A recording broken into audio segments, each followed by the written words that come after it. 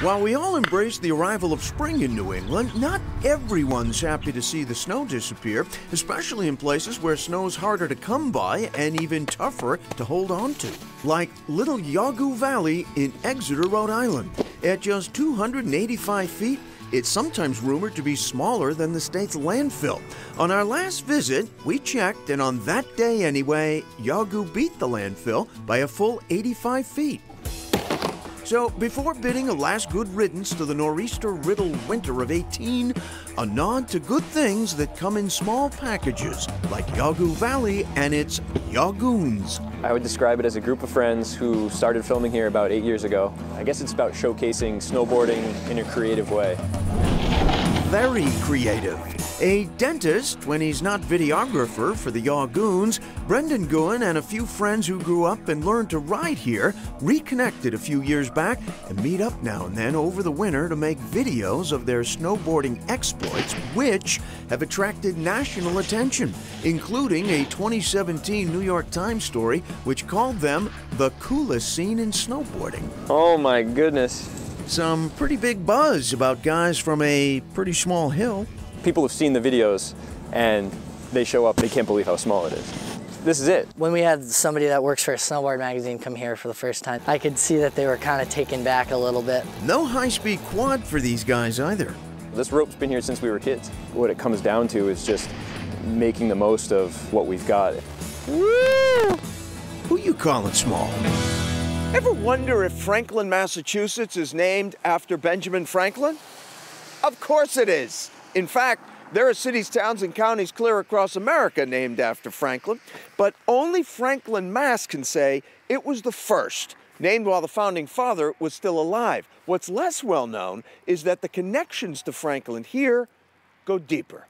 First public lending library in America, started by Benjamin Franklin. But as librarian Vicky Busciano explains, in naming itself after Ben Franklin, folks here had something other than books in mind. And then the town founders actually wrote to Franklin and said, well, we bestow this honor upon you. We'd really like a gift in response. They hit him up. They hit him up. And what they wanted was a bell for the meeting house. But Franklin didn't bite on the bell and bestowed a collection of his books to the town instead. And that was really the germ of the library, right? That was the founding of the library, yeah. The present Franklin Public Library was built in 1904 and is still stunning to new visitors. They're amazed, absolutely amazed that this little town has such an amazing, beautiful piece of architecture and art. Last year, the library completed a more modern renovation. On January 17th, we dropped in on a special day, Benjamin Franklin's birthday. Benjamin Franklin, his To mark the occasion, the library held an all-day readathon of Franklin's autobiography. And to think none of this would be here if the birthday boy had donated a bell instead of books.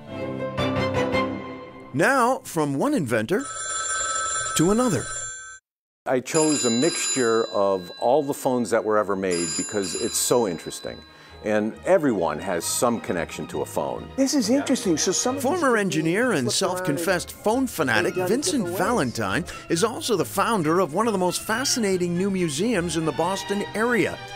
Tucked away in this building on Waltham's Moody Street, tucked further inside, you'll know you're there. Oh, will you? Everything here belongs to me. Well, I donated it to the museum. This is after your wife insisted you get this stuff out of the house, right? That's right.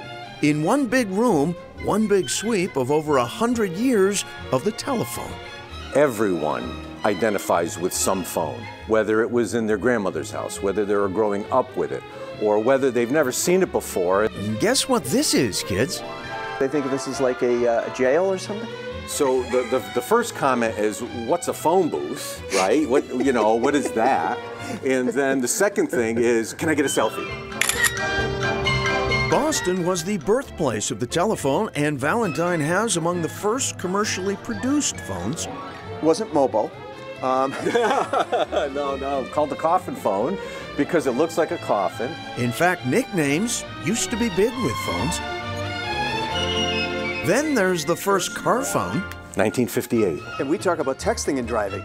You don't want to be doing this while you were driving. Imagine that. Was that Tooth Reese? Valentine visits schools with his phones and has a makerspace here set up to let kids take phones apart and see how they work. Something this big kid has never stopped being fascinated by. You still feel as passionate as ever about phones? Oh, sure. I can't walk by one without picking it up. Can't walk by an old payphone without looking in the coin thing to see if there's a coin. Who can? Never know. If you'd like to make a call, please hang up and try it again.